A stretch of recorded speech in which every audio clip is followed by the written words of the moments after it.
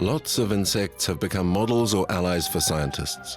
Some scientists use them as pollution and police monitors, others as biological insecticides or farming helpers. Did you know that flies are the most studied species in the animal world? Will insects become our scientific partners?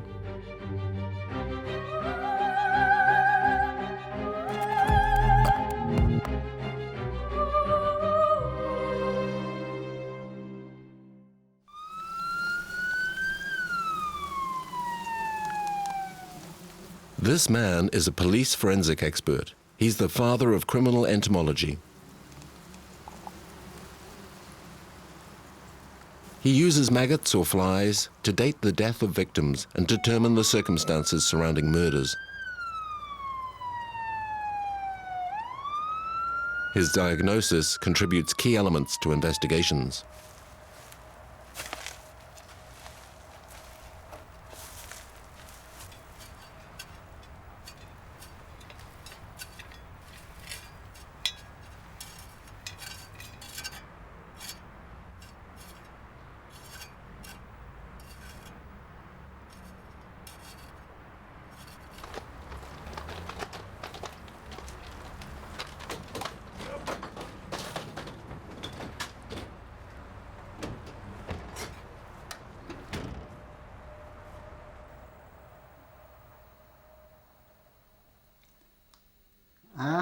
Califora vicina. By the time Marcel meets murder victims, they are usually decomposed. By studying the development phase of the maggots in the body, he can determine the date of the crime.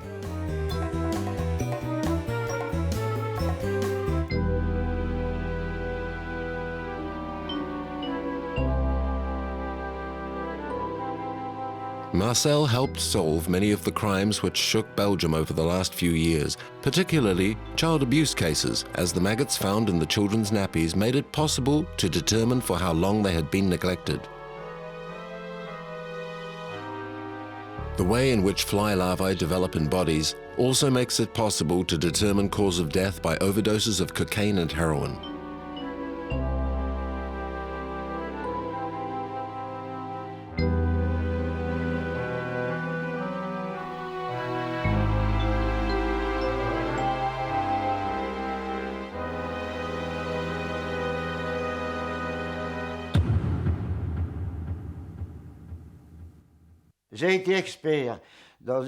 I was an expert witness in a case which had been dragging on for a year. 3,500 people had been questioned with no results, and it was the larvae of a single fly found in the body of a partially carbonized adolescent which made it possible to fix the date of the murder exactly. The killer, who had also raped the girl, was condemned for life. Marcel's expert opinions have made it possible to wind up hundreds of cases. Depending on climatic conditions, the workers of death operate in different shifts. The first one is made up of Califora, alias the bluebottles, which attack in the hours immediately following the murder. The second fly squad moves in 8 to 10 hours after death. These are the layers, the green flies. And other squads include Coleoptera, Acarians, and other species of flies.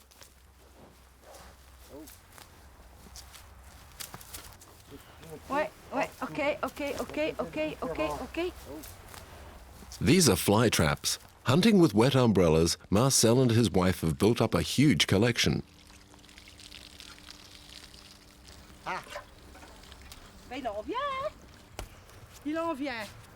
Look, you can see it so well. It's superb.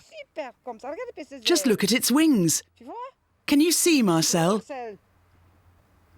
There are no flies on Marcel. For him, fly catching is not a hobby, but the only way to be sure to identify all the different species found in criminal cases. Although their brain is no bigger than a pinhead, Califora flies can locate a decomposing body several miles away purely by smell. Its eyes can see through 360 degrees, which tell it the best way to land on the body.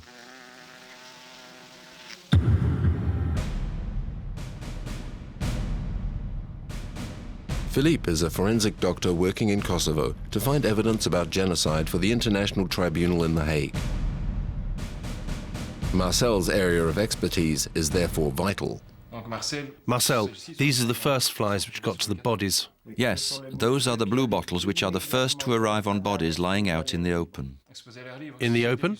That means that they were killed out of doors. Yes. And what are these flies? Those are tiny flies which burrow into the ground to get to a body buried up to 1 meter down. Yes, it was the clouds of tiny flies over the mass graves which helped me find the bodies underneath. Yes.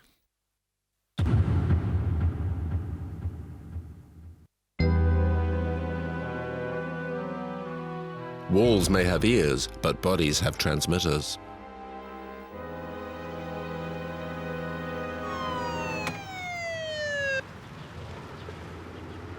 Icarians are real police informers for the forensic police. In this murder case, they can indicate, like fly eggs, very precisely by their presence and their stage of development, the date of death.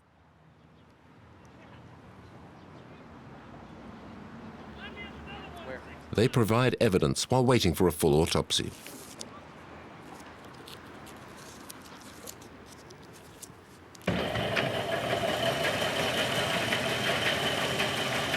Dr. James Webb is a mite specialist.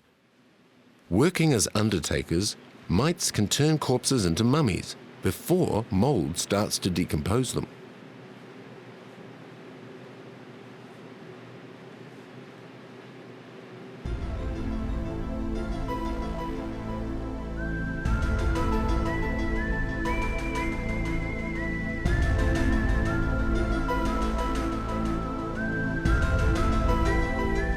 This time, James has brought back a chigger, a very rare mite in California.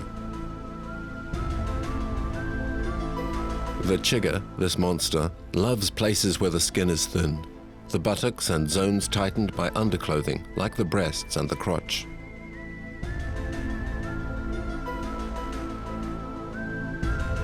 A few years ago, James solved the Ventura case, one of the strangest criminal affairs of his life, thanks to chigger mites.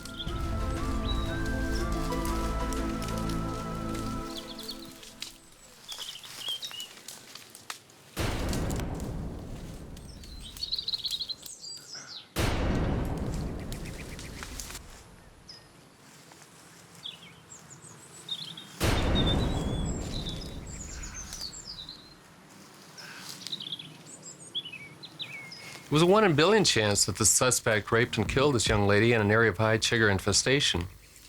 And in a lineup with other suspects, he was the only one who had chigger bites. And with our research at the site and this information, it was key evidence that linked him to the scene of the crime, because chiggers were also so rare in this area.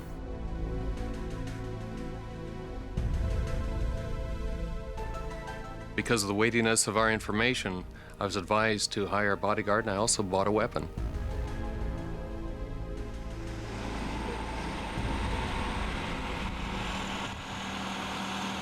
Your attention, please. This is an important announcement. A black suitcase containing explosives has been detected by the anti-terrorist bees. It will now be destroyed by the police.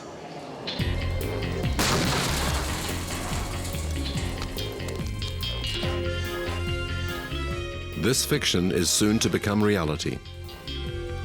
Insects are being transformed into real indicators of illicit substances and pollution detectors for public services. Bees are the new elite troops, sniffing out letter bombs, detecting bacteria and viruses in bioterrorism alerts, and detecting mines on battlefields. Okay, Mathilde, now if you can sample. That's great. You can sample along the inside there. No problem. Thanks to the air inhaled via the tube, trained bees, enclosed in the blue box, are able to immediately detect the tiniest particle of explosive. John Wilkins, a scientist at Incense UK, the company that developed the system, gives a demonstration to the security services at the Parisian airport, Charles de Gaulle. In this box, we have the soldiers of tomorrow. We have trained the bees to detect explosives. They have an incredibly good success rate. Could you tell me what is the reaction of the bees when they detect an explosive? When the bee detects the explosive, it extends its proboscis, which is the scientific term for tongue. Here's a real-time chart of that process.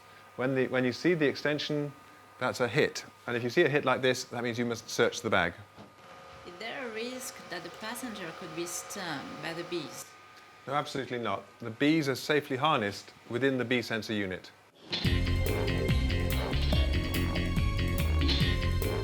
These special agents operate as a trio. Each bee is connected to a sniffer tube. Their reactions are monitored by a micro camera that sends the image to a computer.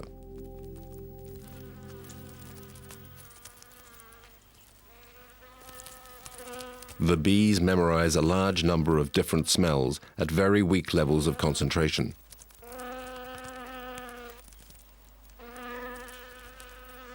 Could ordinary domestic bees one day replace dogs in detecting explosives?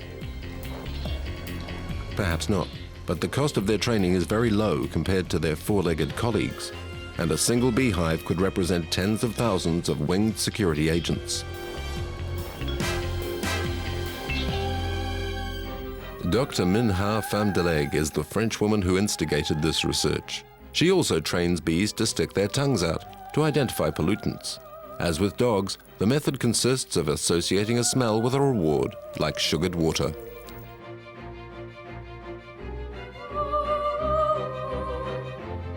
On contact with flowers, bees naturally stick their tongues out to extract the sweet nectar. After training in the laboratory, the bee will do the same when it identifies a memorized smell.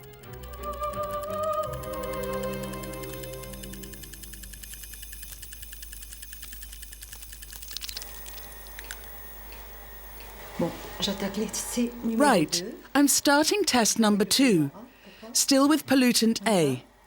Okay? She's sticking her tongue out.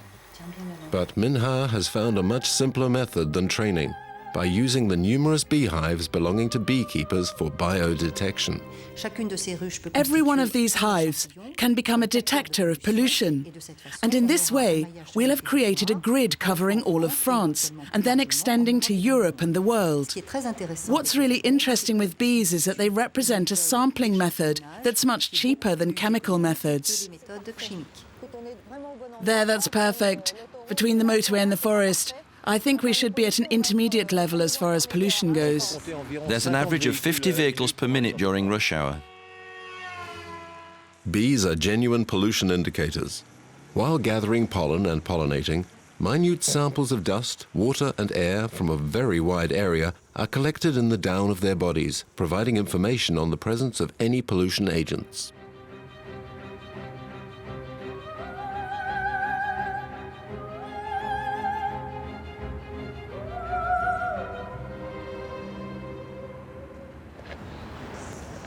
I'm going to send a sample of about 20 bees to the laboratory, so we'll have a good idea of pollution levels in the Paris Opera neighborhood. Thanks to beekeepers who set up their hives even in the heart of towns, bees will become biodetectors for air quality. Italian scientists have been successfully experimenting with samples of bees to analyze lead-based industrial pollution.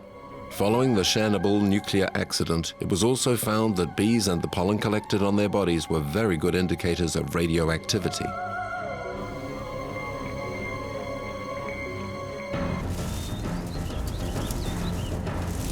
In Belgium, in the Anvers region, Frederik Hendricks and Debbie Arali use wolf spiders as a pollution bioindicator.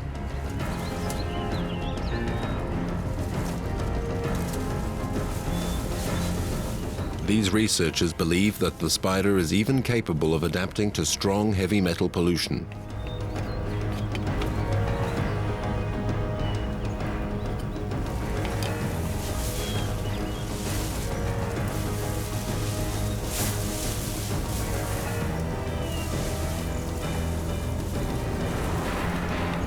My research on pollution and spiders is the use of spiders as a bioindicator for metal pollution. The problem is that metal pollution, you can measure it in the soil, but it's not always relevant which part is bioavailable, so it's toxic for the environment.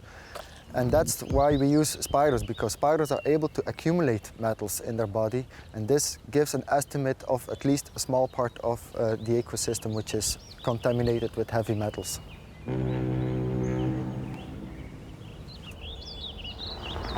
How many do you catch today? I think about 30, maybe a bit less. I didn't count them exactly today. I had one male, and I think it's probably the last one. This was a female with quite a small egg cocoon, it appeared to me. Normally we should see it in the lab that they have smaller egg cocoons, because it's indeed one of the most polluted areas that we sampled together with galgenweel and so on. Do you remember the concentrations over here? I thought it was, the few animals, it was about 100 ppm of cadmium. Of cadmium only, and of zinc about 3 times as high as on the other population.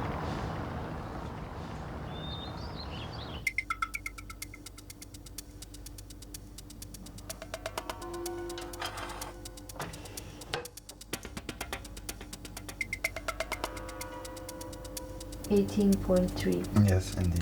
That's smaller. Yeah. Small one.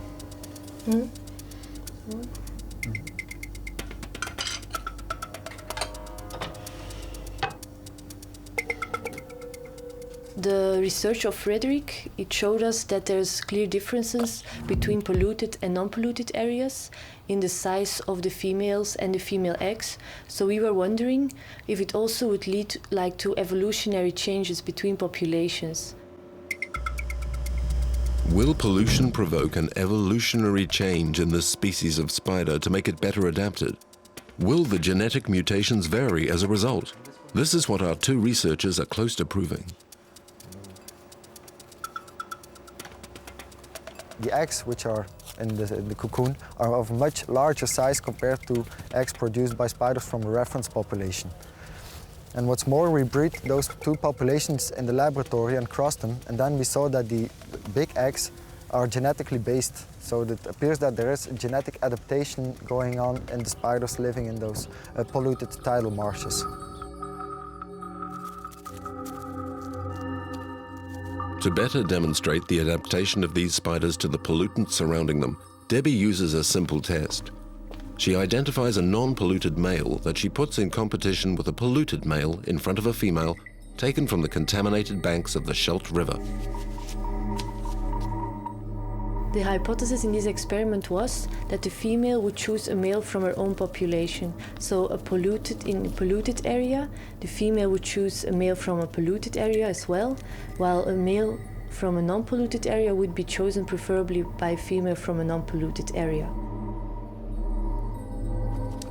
The 2 researchers have uncovered the mechanism of genetic evolution of the wolf spider in a polluted environment.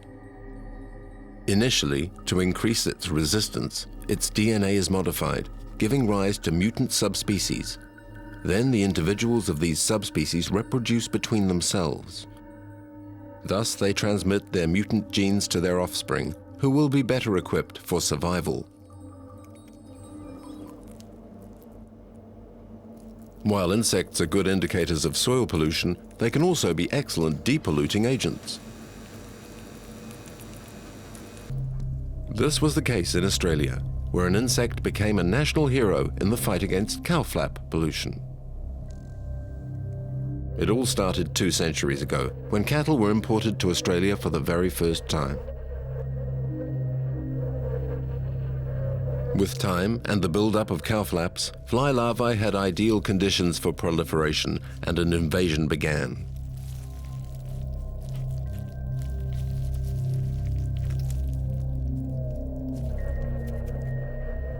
The fly invasion made life unbearable for the Australians. You had to spend time chasing the flies away from your eyes and face. It was a great nuisance, and one just had to put up with it because there was just no practical solution. The flies were such a problem that a law was passed in many Australian towns forbidding outdoor dining. Today, this story is history, thanks to the deductions of Dr. Bornemisza. Australia needed dung beetles, but even though over 4,000 species exist, none were native to Australia.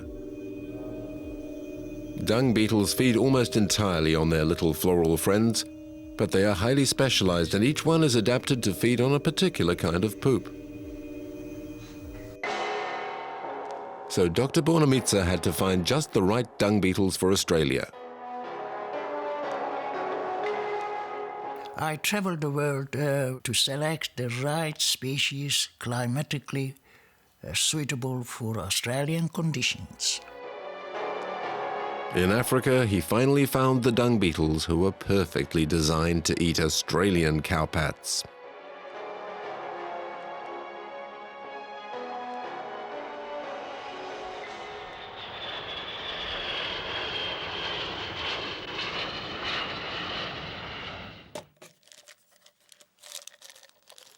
And this fecal-eating beetle set foot on the Australian continent for the very first time. The results were incredible. The cowpats disappeared in a matter of days instead of several years, and because the flies had nowhere to lay their eggs, they left town.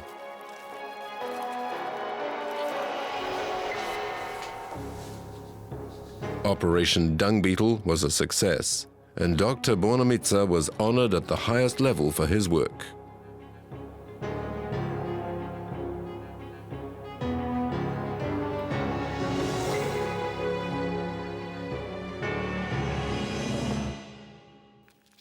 The research program ended in 1985, but flies and dung is still a big problem in farming areas. John Fiam, a former colleague of Dr. Bornemisza, has come up with a solution. He's set up a company which distributes dung beetles.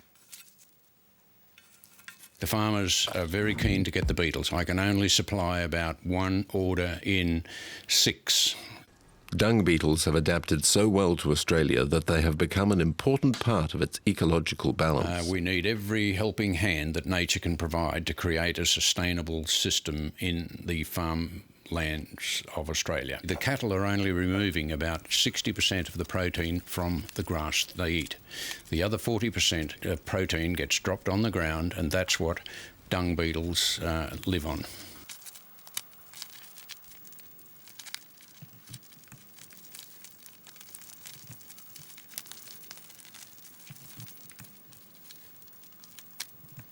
Every year, John identifies, collects and redistributes millions of dung beetles.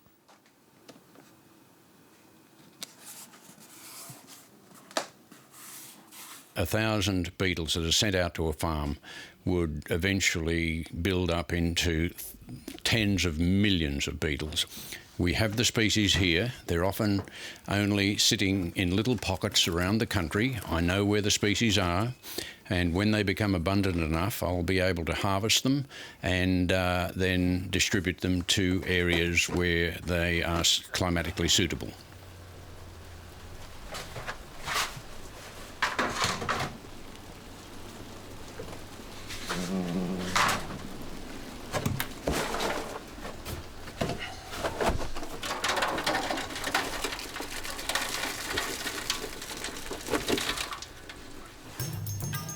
We need some fresh dung.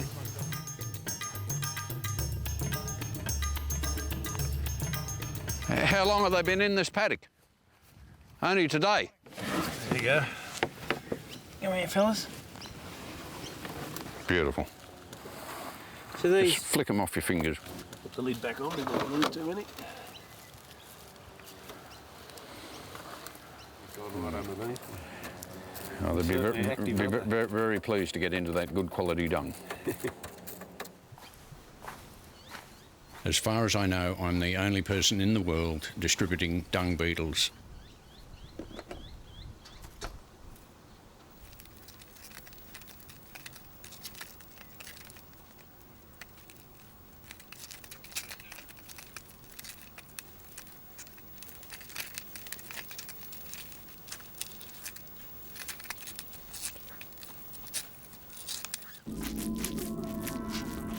They have specialized mouthparts, and contrary to popular belief, use them not to eat the dung, but to suck on the bloom's nectar. Adults aerate the soil and take the excrement down to a depth of 30 centimeters, which fertilizes the lower soil layers of Australia. Much better than any fertilizer the chemical industry can produce. Laboratory experiments have proved that millet plants grow better with cowpats, but even better with dung beetles.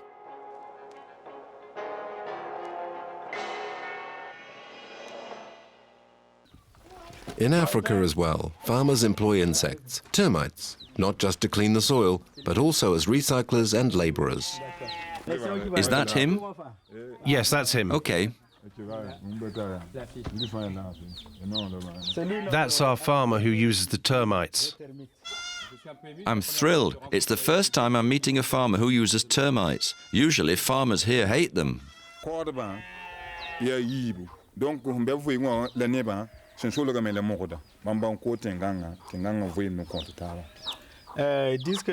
He says that even his grandparents knew about using termites.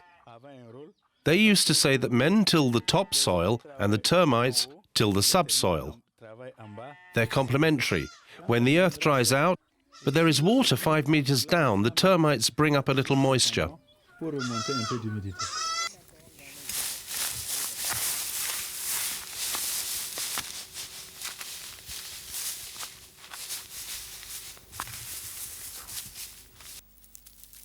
The technique developed by the Zai people uses the gluttony of the litter termites.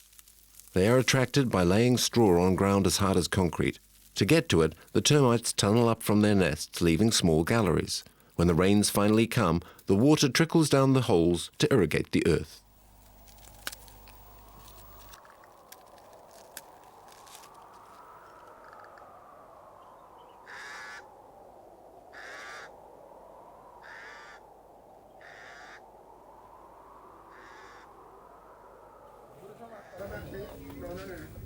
Abdoulaye Mando, agricultural engineer, is trying to rehabilitate the old African Zai tradition. But the farmers have got into the habit of thinking of termites as crop pests.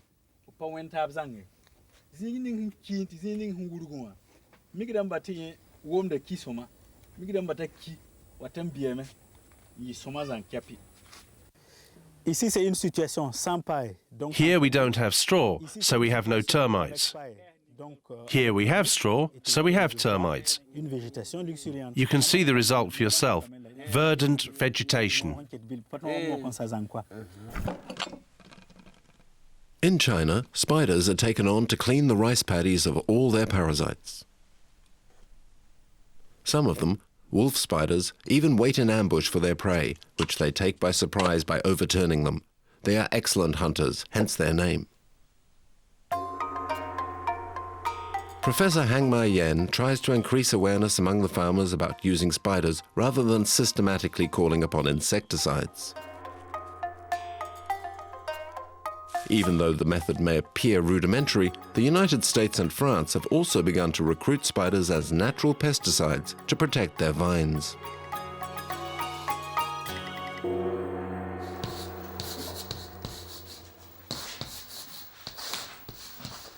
Okay, let's begin the lesson. Today I'm going to talk to you about spiders that kill insects. In other words, we can use spiders to kill rice field pests and thus increase the rice harvest. The first harvest is already finished. This field is waiting to be ploughed. When the field is flooded with water, we put hay down to collect the spiders. Look, when the water comes, the spiders take refuge on the hay. And then we collect the hay full of spiders, and we put them in the fields for the second harvest, where the rice has just been planted. In certain regions of China, farmers have thus succeeded in improving their harvests by hiring wolf spiders as natural pesticides. But even with films and propaganda, the taboos stand firm. I think spiders are very dirty and repulsive. Why do you say they're good? They kill for food, especially the insects that eat rice, so they are very useful. First step, the spider injects its poison into the insect. Then it covers it with saliva to destroy the tissues. Today, a practical session.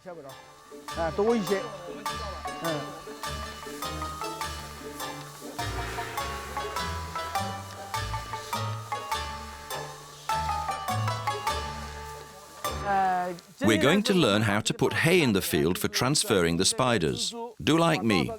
And then we're going to take the hay and put it in another field to protect the spiders.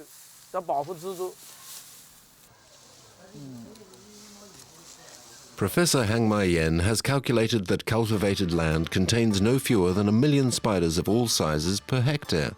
So why deprive yourself of these unsalaried workers? Look,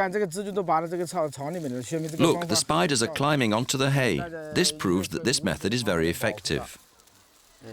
We can use this method to protect the spiders and the harvest. Do you understand? In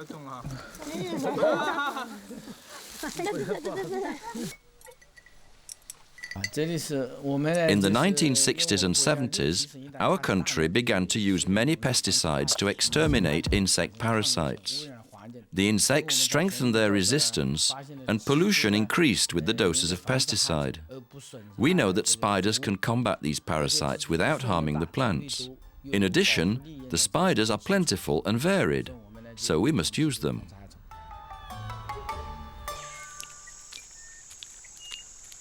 In China, this technique has enabled a 50% decrease in the use of pesticides. To convince the most reticent farmers, scientists have counted the number of prey captured over 8 months by a single Argiope spider. The result, 900 prey. Whereas spiders are excellent natural pesticides, red ants are also real predators for many invertebrates. This special convoy contains nothing less than an ant's nest. In Italy, they move ants' nests from one forest to another, not to send the wood ants on holiday, but to set them to work. If ants are sometimes a curse for farmers, they are very useful to man. They are excellent exterminators of processionary caterpillars that ravage pine trees.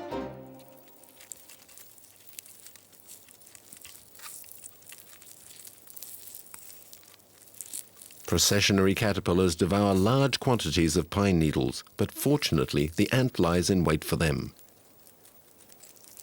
Forest rangers know that the presence of wood ant colonies in the forest is a sign of good health. An Italian law dating from 1880 imposes a heavy fine on anyone destroying an ant's nest.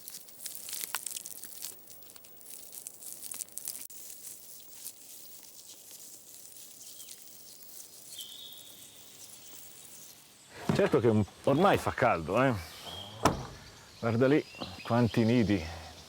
Quest'anno ce ne sono proprio tanti. E ormai la processionaria... For Paolo Ballardini, the pines are already full of processionary nests. Sono tutte giù. Con questa stagione qua sì. Vero? It's spring. The caterpillars are emerging from their nests in Indian file, forming long processions. But Paolo Ballardini of the Monte Alp Reserve is watching. In Italy, since the 50s, forest rangers have been taking entire wood ants' nests from the mountains, but such nests are becoming fewer. Carried in trucks, these ants are introduced into areas overrun with pine-eating caterpillars.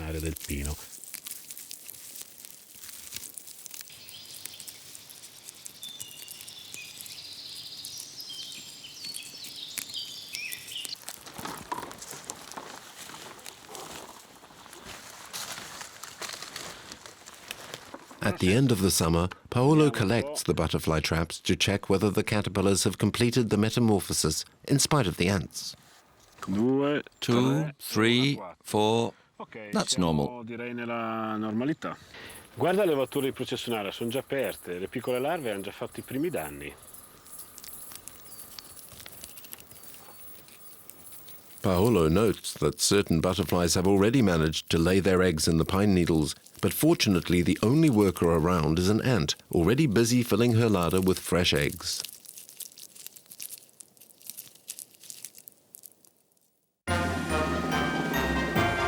Welcome to Disney World. Here the mites are helping the 150 gardeners. Here too, man arranges real wars, but at a microscopic level between the prey and their predators. A whole fantastic world silently working for the pleasure of the public.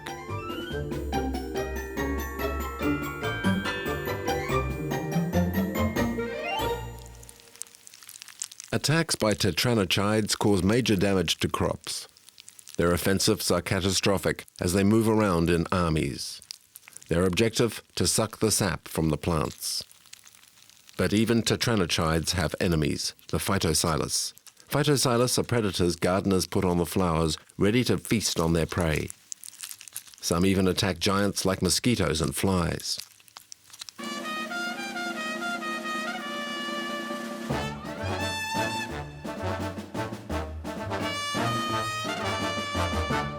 These predators are remarkably effective.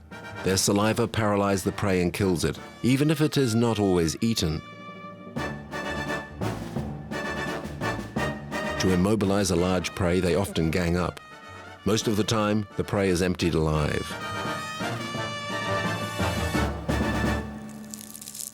These predators also attack the eggs of prey protected by webs, a massacre.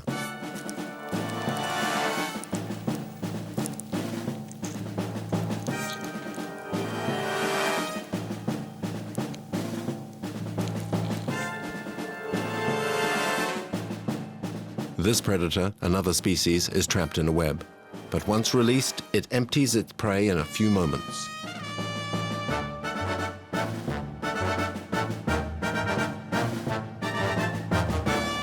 Two against one is not always enough. The prey escapes. Whose fault was that?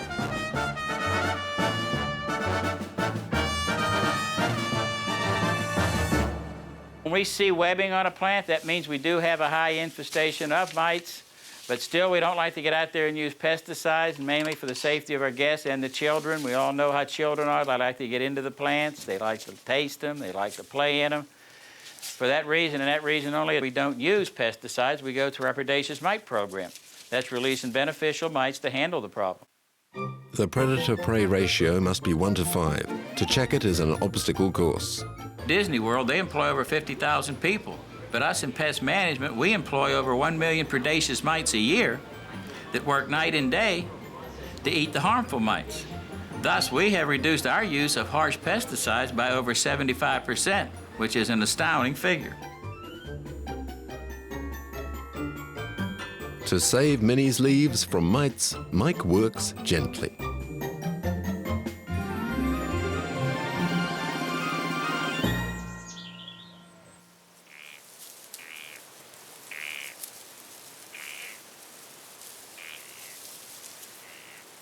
Europe also uses mercenary mites.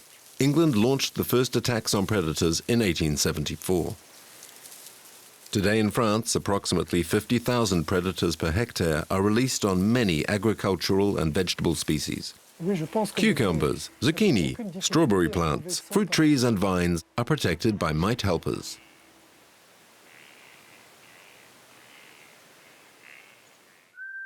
These biological methods compete with the chemical industry. Already 10 to 20% of the crops in heated greenhouses in France and Holland are treated with killer mites.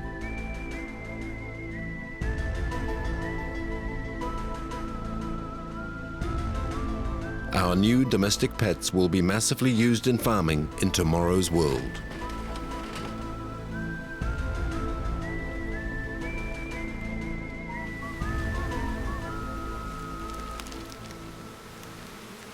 Another original approach consists of giving insects a completely unexpected function. Thus, in some greenhouses, flies have replaced bees as pollinators for flowers. Bees are renowned for being hard workers, but bees are too selective. As for flies, you can be sure that they will be satisfied with every type of scent, even, and perhaps preferably, when it is not as sweet as roses.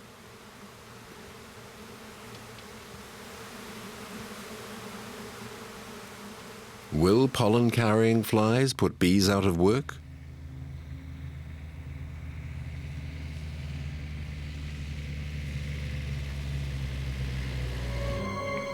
Bees help flowers to reproduce by moving pollen from flower to flower. Albert Einstein thought that without pollination by bees, man would have only 4 years left to survive on Earth.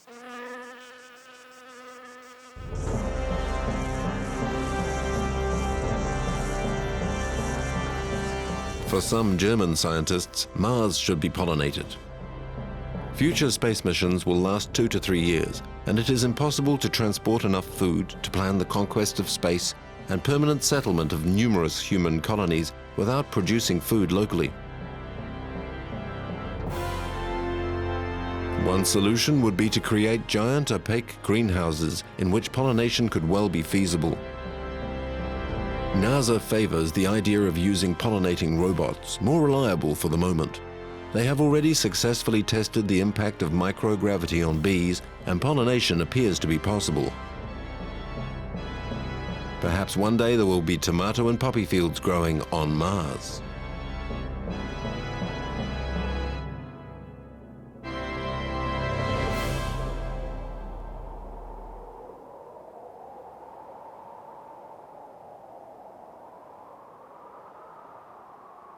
This scientist is not working on pollinating Mars, rather on its conquest using aircraft developed thanks to the bee's eyes. Okay, so it's just a matter of knowing when the plane is up, so don't get distracted when the airplane is flying around. Keep your eye on it, know what's going on, because there is a potential for danger here. These Australian specialists on bees' eyesight have been collaborating for several years with NASA on a project that is now in test phase.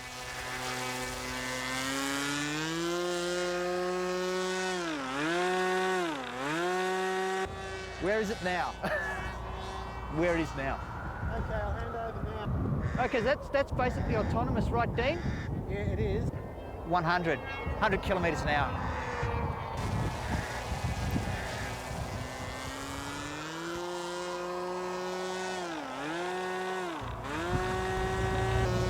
Uh-oh. Take control. Nose up, nose up, nose up. Oh, shit. What happened? I don't know, I didn't respond. The use of bee robots on Mars is planned at least 10 years from now. Paradoxically, bees will see the red planet in blue. In fact, they can perceive all colors and ultraviolet rays except for red. Professor Srinivasan and his team are the fathers of the NASA-sponsored project. This doesn't look like a bee at all, Jaman. Do you think it'll work? Well, it's designed for a very thin atmosphere, so it'll fly quite fast, several hundred kilometres an hour, but it will fly. If you were to fly an aircraft on Mars through radio control from Earth, that would not work very well because, the signals take several minutes to come from Mars to Earth. And by the time you see an approaching mountain, for example, it's too late. The aircraft would have collided with the mountain. So we are using principles that we have learned from the bee about navigation using vision to pilot unmanned vehicles in Mars. These principles also interest the Army. One of the applications of this research is to use small flying vehicles that a soldier can carry in his backpack and launch them over a hill, for example, to see if there's any danger on the other side, rather than going out there and getting shot.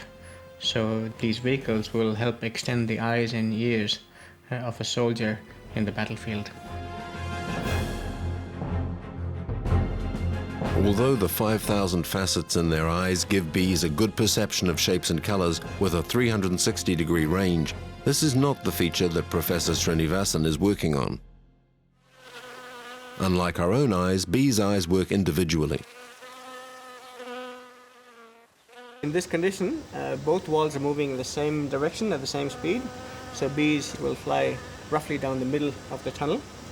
However, if I now slow down one of these walls, so the bee thinks that surface is much further away, so it moves closer to that surface to compensate. So this, we think, is how bees fly down the middle of gaps, by balancing the image motion on the two sides. Professor Srinivasan just has to convince his financial backers that such an object can fly thanks to his studies on the bee's vision.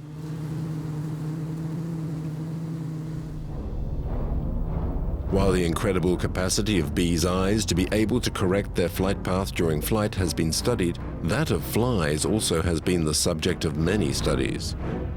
The eyes of flies are made up of 3,000 individual lenses, which gives them 360-degree vision. Only movements are perceived in an extremely precise way. Flies break down movement like a film in slow motion and can process 200 images a second, whereas human eyes can only handle 12. That is why it is so difficult to crush flies on a window pane.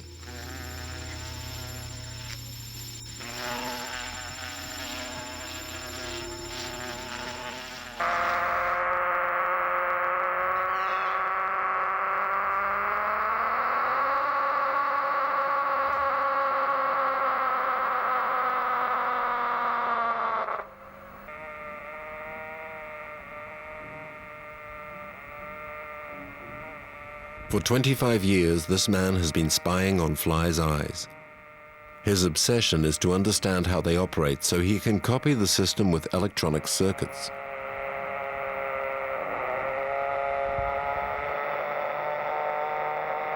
This hanging ball that the fly is rotating makes it possible to record the activity of the fly's neuron, its nerve circuits, and particularly those involved in vision. The noise you can hear is the work being done by the sight neurons. One by one, Professor Franceschini decodes them to find out which neurons help the fly detect movements and avoid obstacles. By understanding how flies see, it may be possible to develop a significant field of application, including driverless vehicles and pilotless aircraft and satellite launchers. All insects have an automatic pilot in their head to guide them. This may be possible to develop and install in every type of vehicle that man is building today. An amazing automatic pilot based on sight.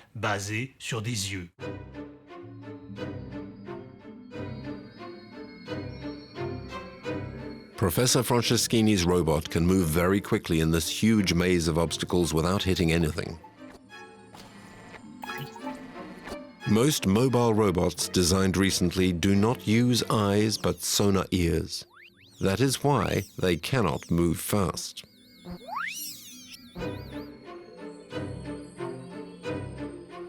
Professor Franceschini recently completed RoboFly 2, a robot fly which looks much more like a domestic appliance than a fly. But he promises his next brainchild will have wings.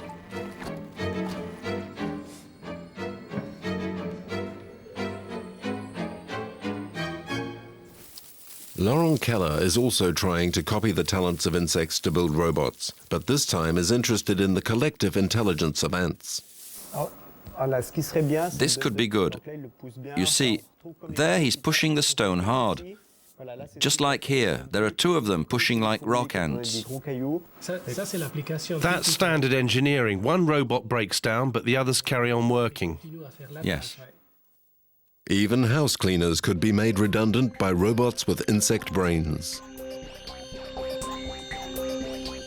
Today we're a long way from the first humanoid machines. These little robots are designed to work together like ants. You can imagine all sorts of applications for a group of robots getting together, for example, to clean an apartment, do the housework, or a group of robots used to clean up a radioactive zone. And to do that, we'll be copying what we've seen ants doing. And now we put, you could say, ant genes into robots to let them evolve, to see if they can act in a collective manner and do things a single robot can't do.